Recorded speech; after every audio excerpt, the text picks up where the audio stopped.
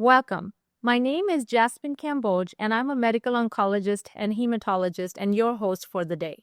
Empowering Oncologists is a podcast brought to you by OncoDaily, where we will focus on day-to-day concerns of an oncologist's being and workflow with a vision to find sustainable solutions.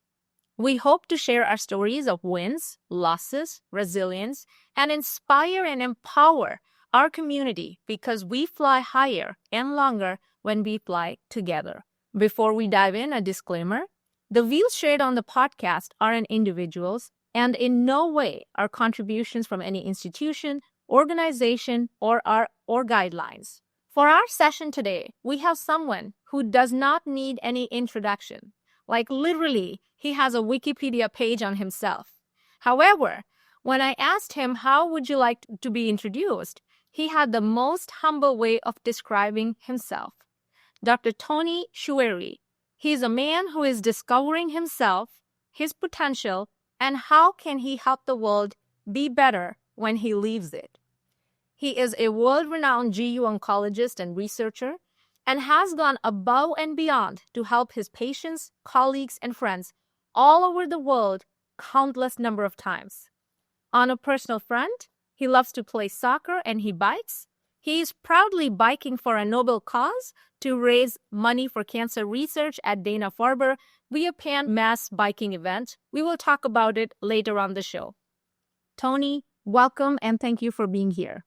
Well, thank you. Thank you for the kind introduction. I don't know about the Wikipedia page. I think everybody has a Wikipedia page now, but I think the journey about discovering, everyone discovering themselves is true. And I've been very, very lucky in my career, with my family, with my health so far. And, I think this is part of a journey that I enjoy, and I enjoy every day, most of the time. Yeah, wonderful.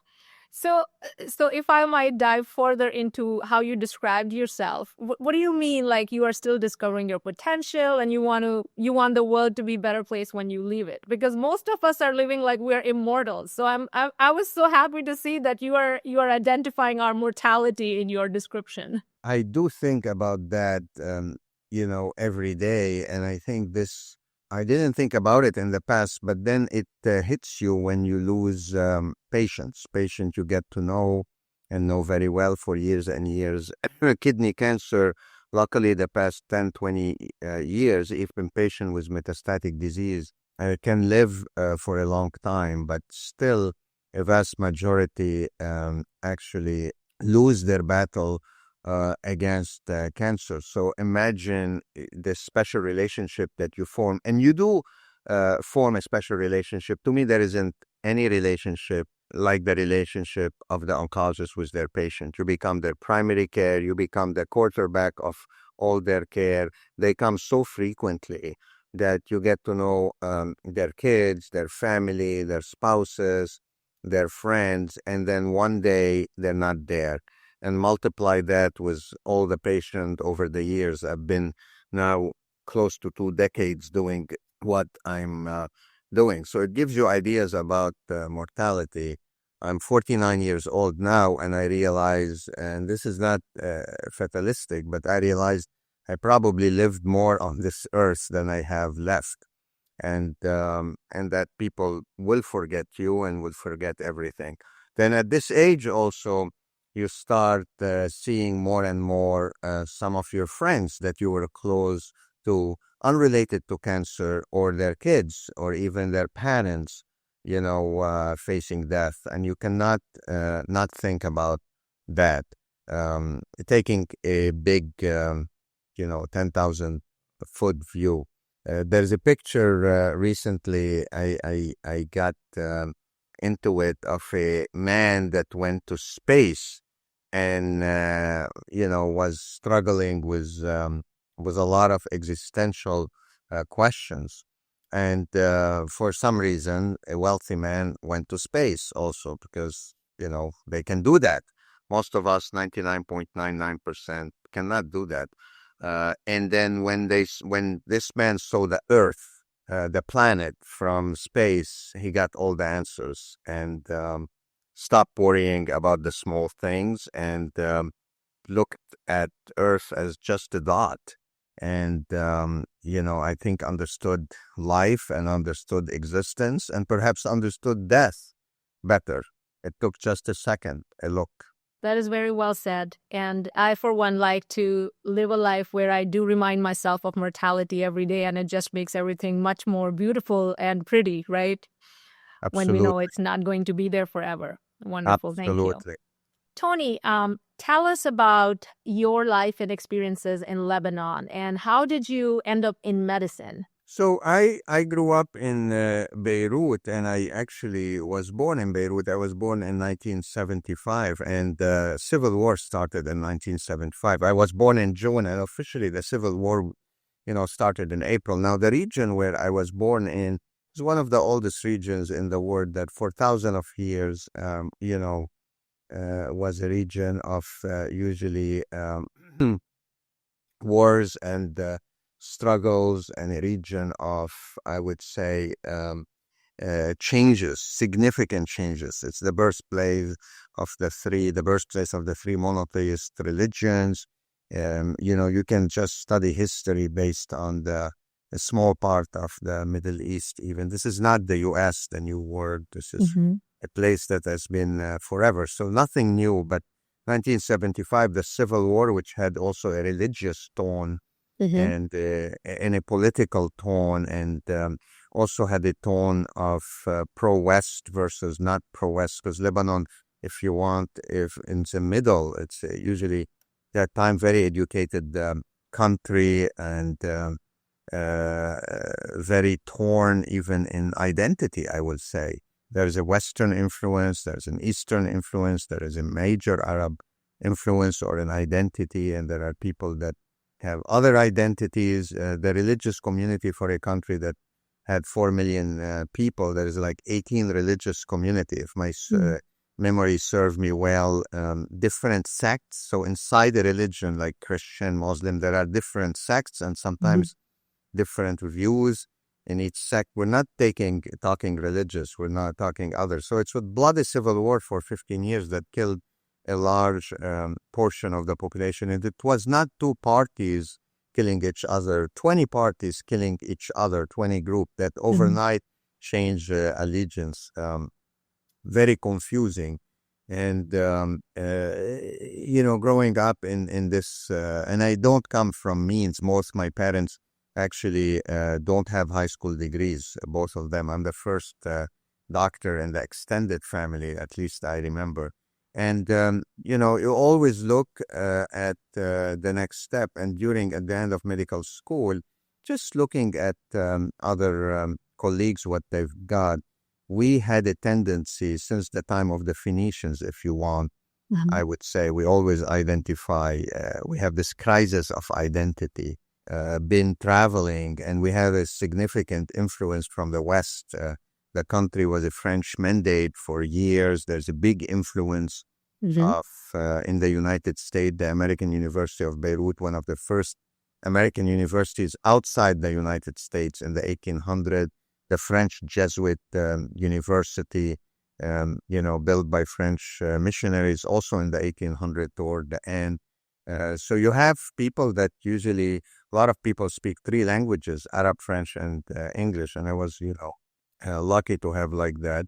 And for better or different training and opportunities, I have decided to come to the United States. Why medicine? There is nothing special. I'm not going to tell you, a movie that there is special thing about being medicine. So it helped. I was good in school. I was a good student, a bit naughty, but good. I had good grades. That alone select you for things like medicine. The last person in class, for whatever reason, don't go to medicine. It's a process that for hundreds of years has not changed. Sorry, Right. you know how hard it is, and you come originally from India. Probably it's way more competitive than anywhere in the earth. You're over 1 billion now, so so you Right. have to have good grades. The oldest, I have parents that, despite the absence of major education, believe that education is the only way they can go up and provide for us and provide for their families through myself and my sister. There was a focus on this. And luckily enough, at age 17, I applied. That's when you apply med school. It's a college/med school. It was a very competitive exam with only your grades that day that you've done the exam select you. It was 1,300 people, and it was 90 selected the first year, then 60, 65 the second year. And I was lucky to be like that. Now, you may say, why oncology? During my rotation as a medical school in my university hospital, Hôtel Dieu de France, it's called. I had the brother of a close friend at school, the brother, which I knew younger than me, admitted for testicular cancer. And, I read about it. I was rotating on oncology very early on. And I was like, wow, that's a curable disease. And the guy ended up dying. So I said, this does not make sense. Then I took care later of a patient that I became very close with his parents that had CML.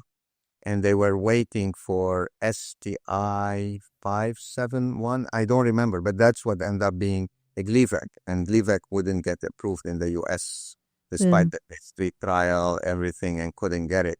And ended up really dying. No bone marrow transplant. He got just the regular, what people do. So I said, this is something at least interesting that that you could tackle. And if I ever get bored from seeing patients, I'm sure there's a lot to be done in research and applying research. And I moved to Cleveland. Cleveland is a great city and very Cleveland Clinic, a place that have their own zip code, was major. It was a very brutal residency. I wouldn't say tough, but tough for someone that initially had to adjust to be part of the culture and how work long hours. Not that I didn't work long hours, but the system is simply different. And then this cemented my will to do oncology. And after residency and 3 years of fellowship, where I focused my lab work on genomics and kidney cancer, I moved to Dana-Farber in 2007, and I've been there since. So, Toni, you mentioned cultural adjustment, and obviously it goes hand in hand with language adjustment. How many languages do you speak? I speak 3 languages. I speak my native Arabic or French, I would say. As I said, at home we always spoke French. Now I barely speak. Well, I speak French, but I don't really. Like when I go with my French colleagues, I trained a lot of people from France. My sister actually is French. She moved. I left to the US. She left to Paris. She's a nurse.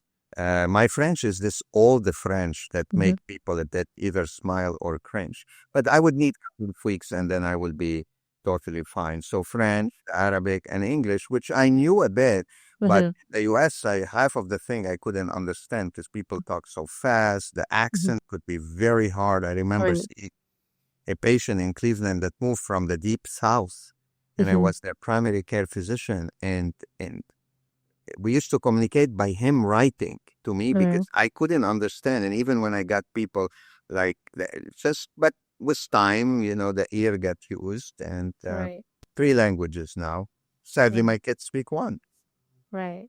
It's so important that you highlight that because we have so many immigrants who are professionals here in the US right now, and sometimes we forget that not only is English not their first language, but also the accents and the slangs even. Like, when I first moved to the US and people would say, I got sacked. I didn't know what that meant, So it's really important to keep that in mind as we have. But the US very accepting. I have you enter the system and, it was a great, so far great experience. That's my country now, the United States. So absolutely. And Bostonian, my team is the Celtics, although I love the Cavs.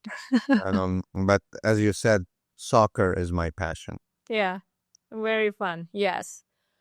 So, Toni, you're a global leader and you are a guru in research in the world of GU oncology. But back home, most of us don't have the research infrastructure in our undergrad schools or medical schools even. How did you get into research? And what were some of the challenges you had? Yeah, no, I did not do research in medical school. This was not, and now I would say a lot of the medical school all over the world have Mm-hmm. research more as a requirement. Mine was like really clinical exam and taking care of patient Right. much. So I would say I got early on in Cleveland. One of my early mentors, Ron Bukowski, was working a clinician, but a clinical trialist working on immunotherapy in kidney cancer and Mm-hmm. predictors of response. And he put me in touch with a lab in Cleveland with Ram Ganapati. And at that time, targeted therapy with VEGF was not mainstream, but he was one of the few in the world that really made them mainstream. And was a good mentor, gave me opportunities, put me when he didn't do the lab, or put me in touch. And we had the first project we had to come up with, and I had to read the logs, learn lab technique, etc., to look if alteration in a gene VHL that define really clear cell renal cell cancer Mm-hmm. would be associated with better response to drugs that target this pathway, which is VEGF targeted inhibitor, VEGF target treatments, sunitinib, sorafenib, etc. So it's a Mm-hmm. very simple question. Well, I Yeah. looked if the gene is mutated, yes, no, VHL, or it's methylated, and Mm-hmm. what's the relationship with response. It was at that time somewhat innovative. In Right. a way, we didn't see that, and all the studies later on do that, but that was my first experience. Then I went to Dana-Farber. Dana-Farber was very, very heavy and still very heavy in science. Mm-hmm. Honestly, I learn it as we go, and a lot of the methodologies get do change. So Mm-hmm. GWAS, I did it with a lot of the postdoc I had learned it. And the environment at Dana-Farber is very collaborative, and we have a lot of scientists. I would say the Mm-hmm. majority, maybe the majority of the scientists, Mm-hmm. or a lot of them are physician scientists who Okay. spend their career at Dana-Farber. And Mm-hmm. some of them still see patients. So one of the early guys I met, I say my mentor, my friend now, collaborator, Bill Kalin, and Bill was a very, and still a very hardcore scientist. And with time, I moved to become more translational. And Bill, I wouldn't say met me in the middle, but he became more and more interested in human tissue and translational research. And he co-leads the sport.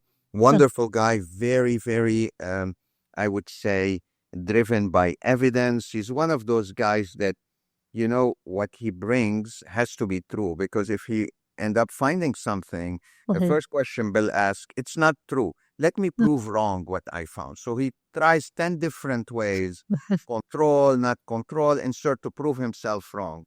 When he cannot prove that his theory is wrong, he said, well, it's not wrong. He doesn't say it's right. So this level of conservatism in science, which I Yeah. wasn't trained with, and initially I was like, but that's why are you shooting yourself in the foot? I learned with time to understand and Mm-hmm. appreciate so much. And I think Right. with time, Bill understood also that some of the endpoint like PFS, etc. Yes, these get you 4 months, 5 months. It's not curing, but Right. actually for a patient, it may mean that at the 1 year you have 20% more alive. That is something. I know it's not Yeah. everything, but that's all what we could do so far, and let's build on this.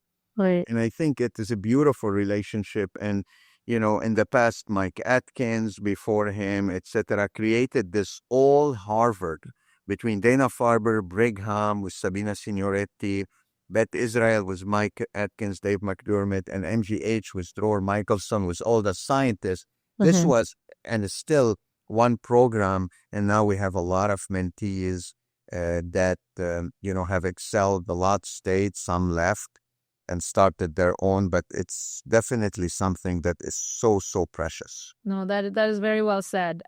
Yeah, to just counter check yourself at every single step. I think that's the key to good research. Any key change, Toni, you would like to see over next 10 years in the way we manage cancer care across the world?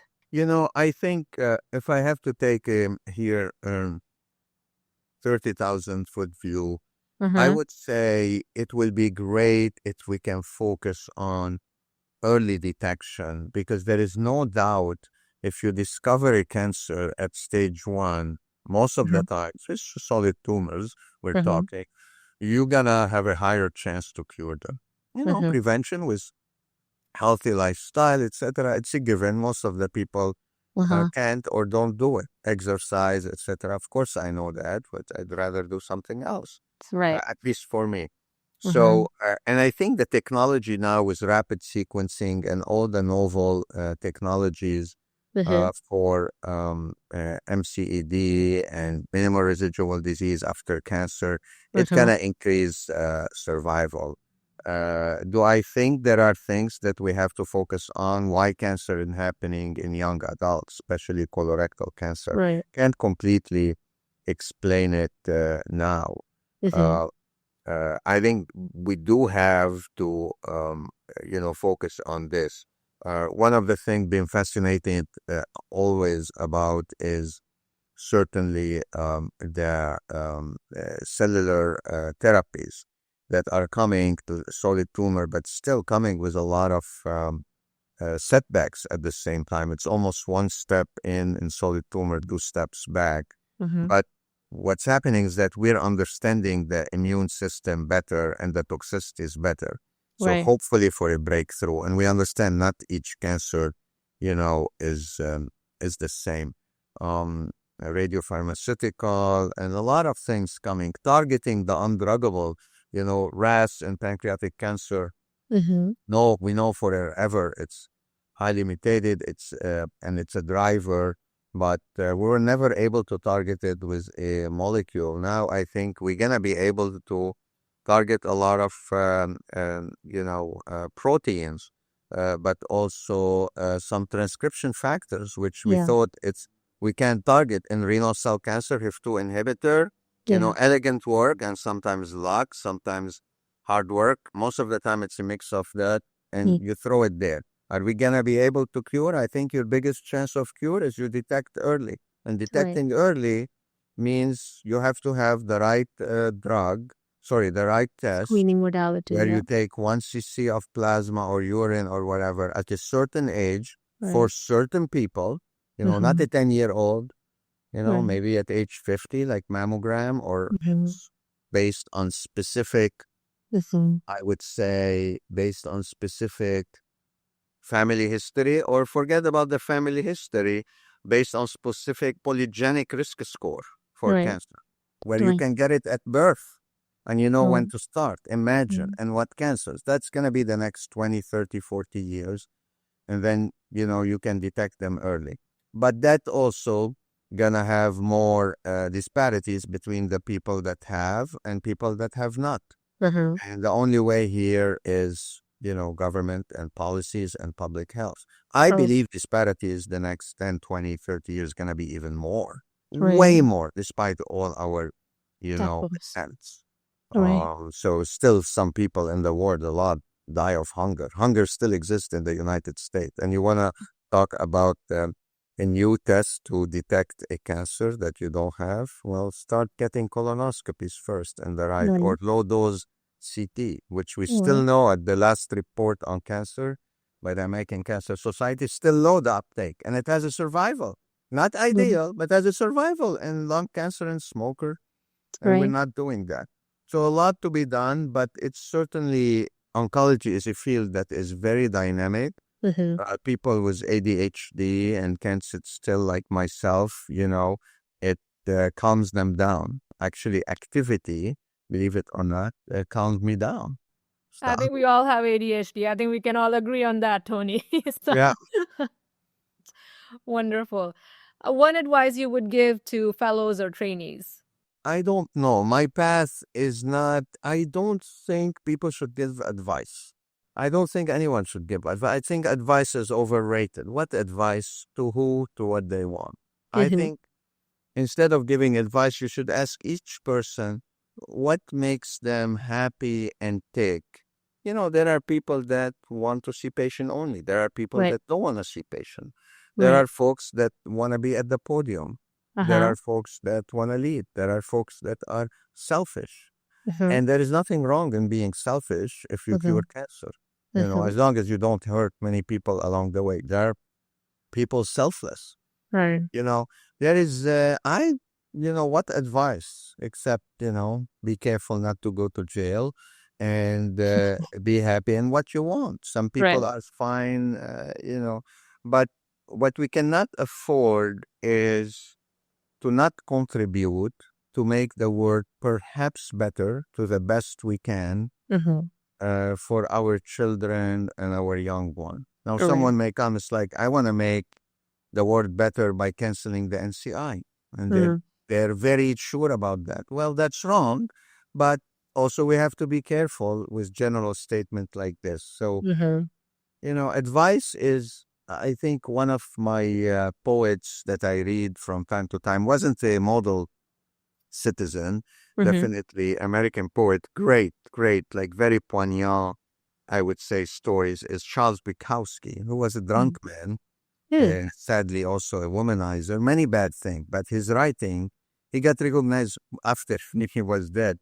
So one of the things that still enters me whenever I read his poetry, or whatever he says, what he said is like you begin changing the world by helping one man at a time.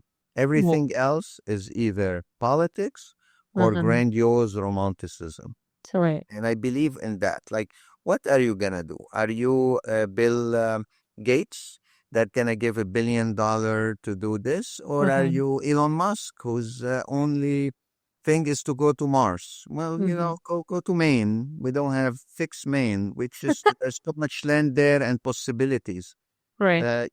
But just do things Uh-huh. around you and you'll be fine. And don't think big picture. Actually, think small picture. Small Uh-huh. things Right. matter way more because more likely you will fail doing big picture. Despite I use big picture and 30,000 foot, way more. But I would focus on the small picture and the small things, Right. little by little, and Right. don't get caught in the little things. It's hard. We're all emotional. We're not robot. Woohoo.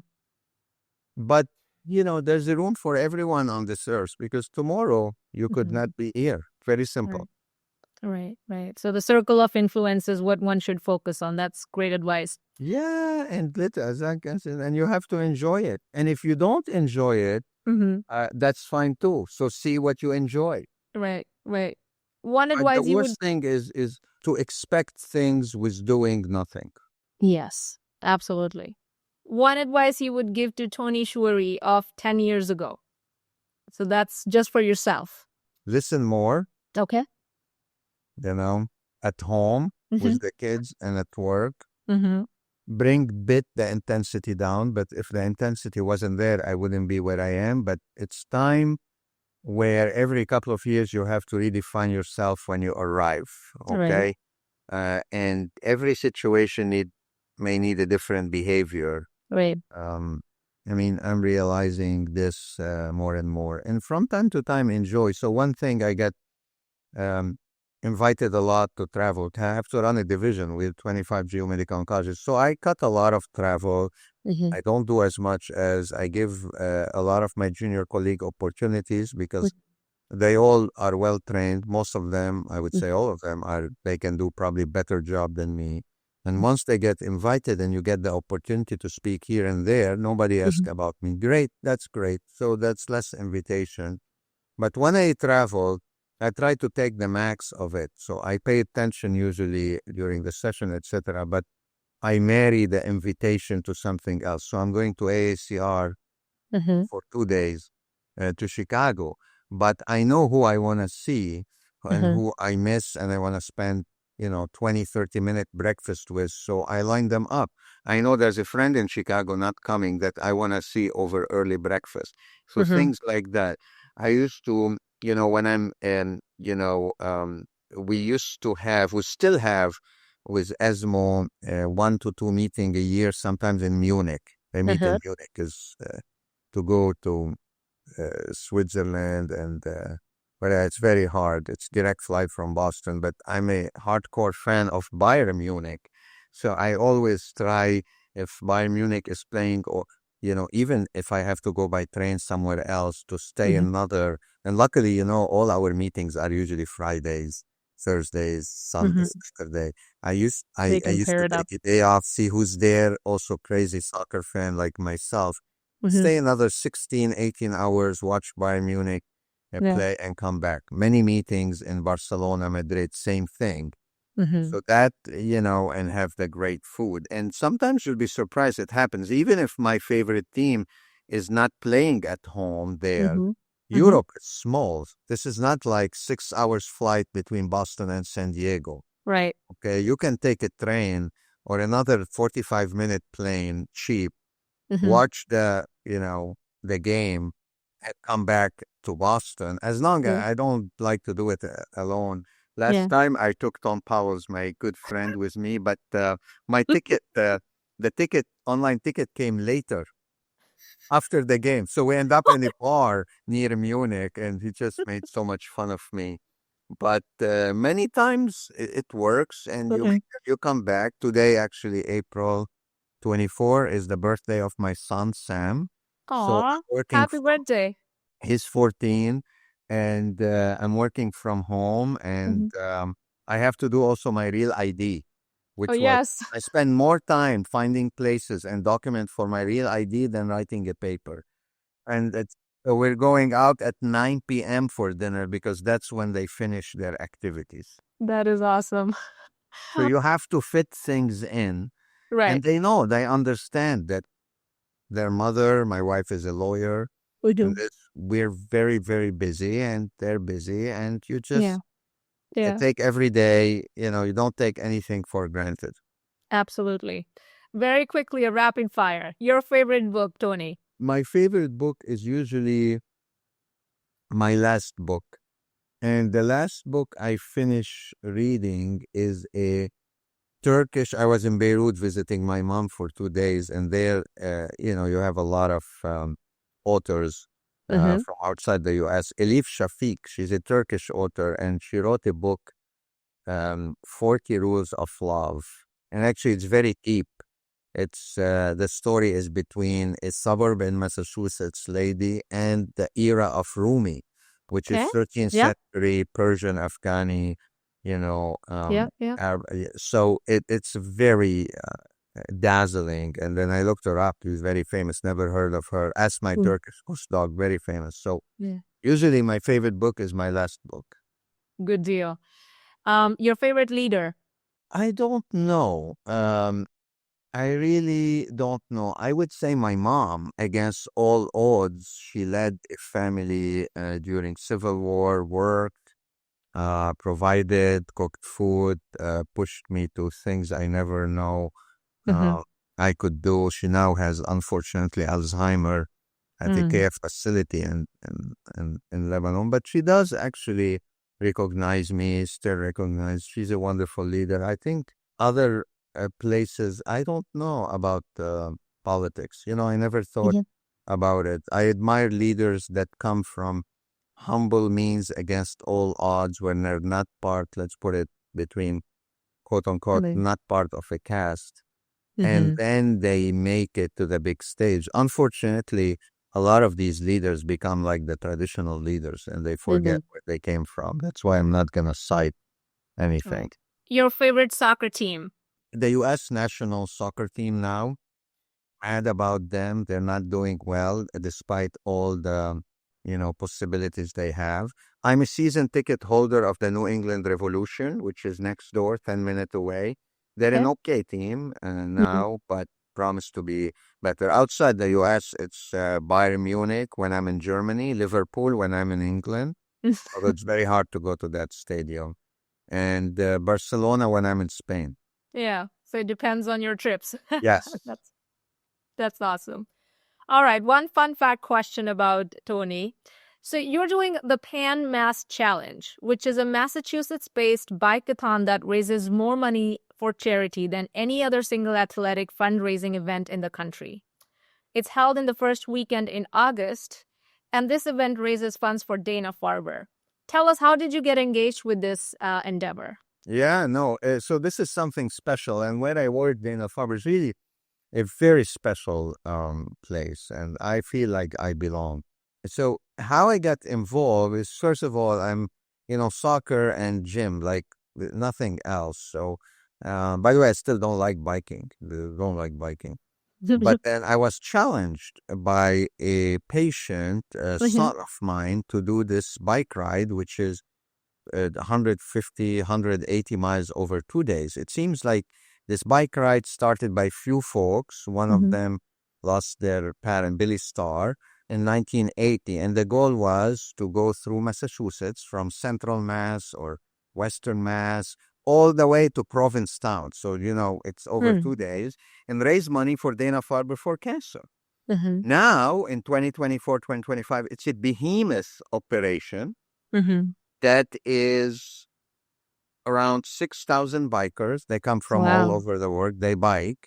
They don't that's race, except if astronomical. you're my Yeah. friend Peter, you race. Um, where we set on a bike, we're part of a team, and we have to raise a minimum. And it's 2 days of magic.